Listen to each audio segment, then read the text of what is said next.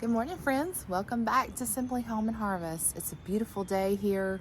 It's a beautiful morning. I think we have some rain coming in this afternoon, but this morning is absolutely gorgeous. I woke up to about 67 degrees this morning, which is incredible in April.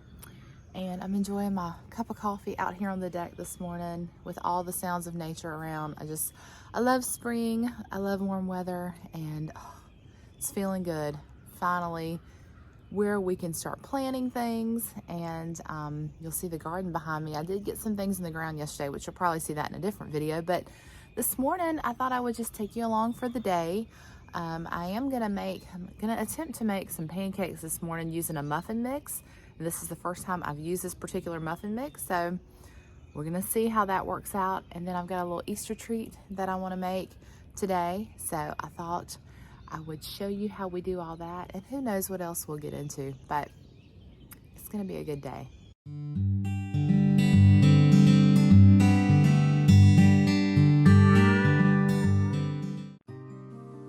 Okay, the first thing I'm going to take care of this morning is I'm going to make breakfast for our family. Now, I'm going to start out with a muffin mix, and this is the apple cinnamon bread and muffin mix that I picked up at Aldi.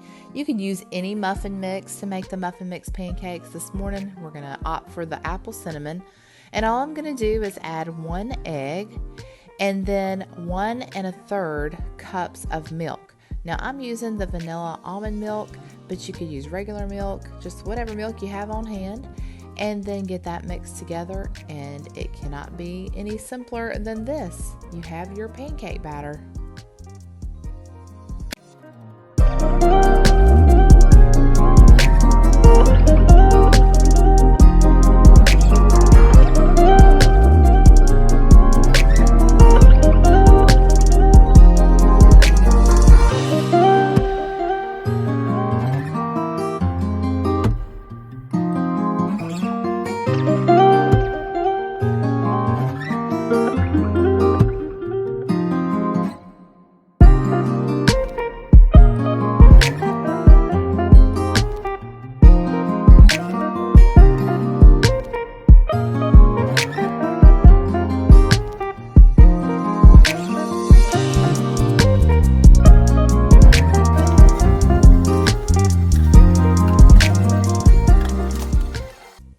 I definitely recommend trying this shortcut the next time that you have a muffin mix and you'd like to have pancakes. Now, I love having mine with some maple syrup, some granola, and a side of fruit, but any way you serve them, they will be delicious. I had to share these tulips with y'all. I picked these up at Aldi yesterday. I think this little set was $3.99. I also got some rosemary because mine is taking forever to germinate. So I wanted to go ahead and have some that was going. But when I bought these yesterday, they were completely closed up. And I thought, oh, I hope they open up for Easter. So today is the Thursday before Easter, and I woke up and look how gorgeous. They're open up. They're enjoying this beautiful sunshine this morning. So pretty. I have become super distracted by this gorgeous morning, but I need to get inside and go ahead and start the process of making some peanut butter eggs. My daughter requested that I make these this year. It's been several years since I have made this recipe. They're kind of like a copycat version of the Reese's peanut butter eggs. We think they're just as good, if not better. I know that says a lot because I love the Reese's peanut butter eggs. In fact, I kid all the time that you can make them in the shape of trees, you can make them in the shape of hearts, but nothing tastes as good as when they are in the egg shape. That's just my personal opinion. So we're gonna go inside and we're gonna get started on that process. It's like a 2-step process. So we're gonna go ahead and get those started, and then I've got some errands to run. All right, let's get these peanut butter eggs started. This is a very simple recipe as far as your ingredients and putting them together. Now, it is a little time consuming because there are a couple of steps, but the first thing you'll need is 1.5 cups of peanut butter, and then I just added 4 cups of powdered sugar, and you're gonna get that mixed together. I used a spatula to start out with, and then I brought that Dutch dough hook in just to help me get that stirred together. I'm adding in a 1/4 cup of melted butter, and your consistency once you're done is going to be that of Play-Doh. So you're looking to get this to where it can easily be molded and shaped into those eggs.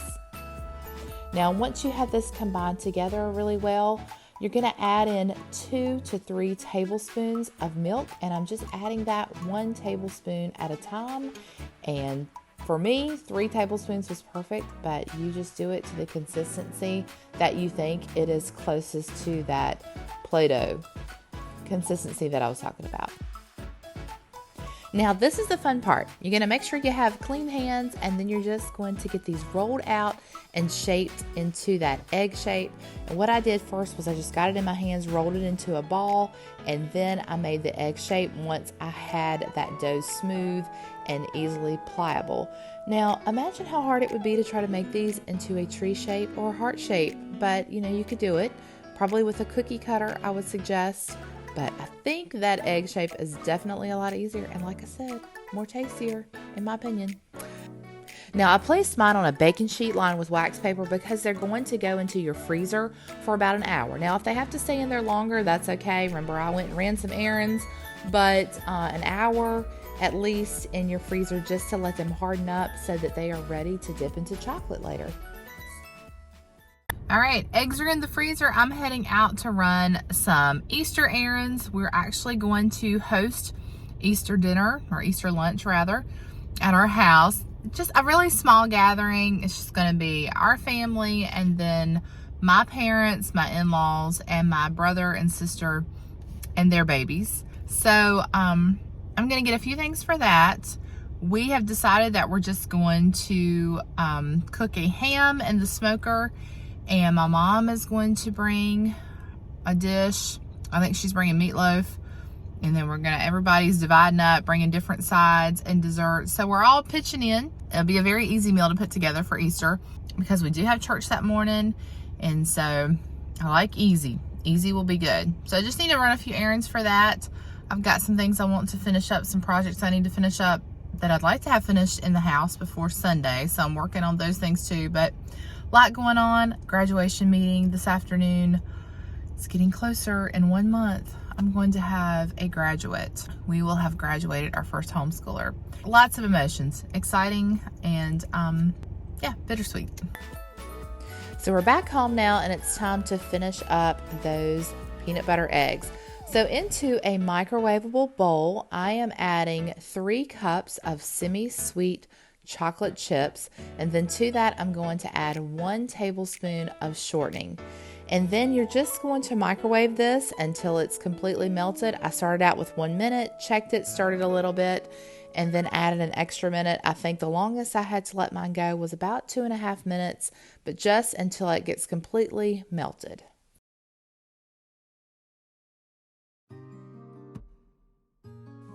Now, I found that the easiest way to dip these is to put them on some sort of skewer. You could even use a fork, but I just happen to have these metal skewers that we use to roast marshmallows. So I just went ahead and put mine on the end of that and then dip those in the chocolate, turn them to get them really good on both sides. And then I took a knife and just slid those off onto more wax paper.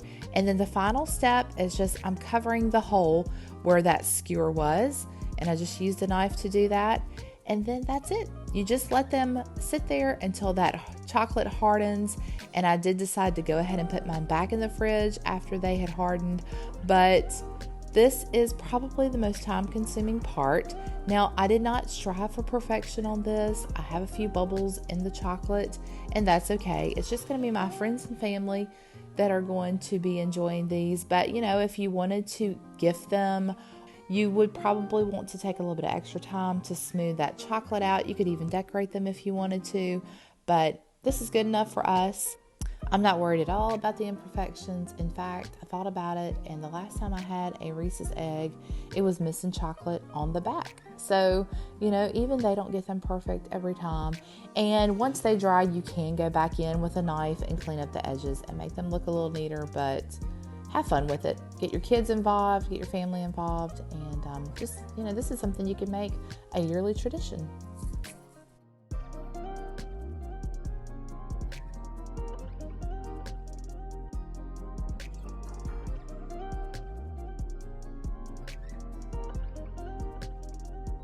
I would say it's at least an hour before these are completely set, and that's going to be your challenging issue, is going to be keeping people away from trying them before they actually harden.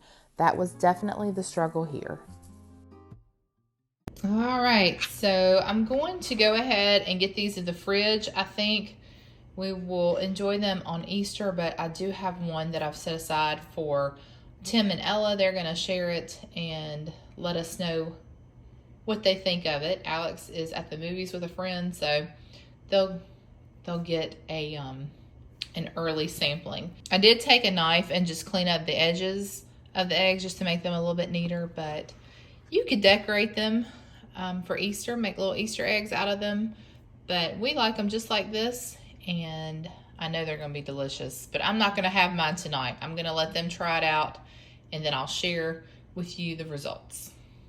All right, so the verdict is in. Tim and Ella shared a Reese's egg. He said, very good. Reese's is in trouble.